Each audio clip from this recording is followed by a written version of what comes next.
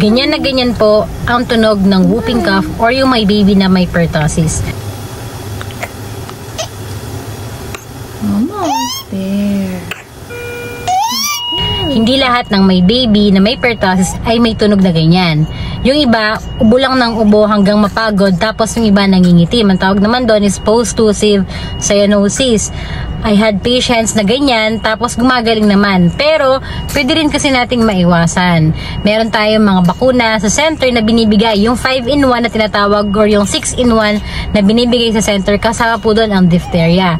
Sa mga pregnant mommy naman, tanungin niyo po yung ubi ninyo about the vaccine, the Tdap. Bigay po yan at the last semester sa pregnancy po ninyo. Kung meron kayong 1 month na baby or yung mga hindi pa bakunado, please, sa bahay muna siya, iwasan niyo siyang halik-halikan, lalo na iwas niyo po siya sa mga matataong lugar.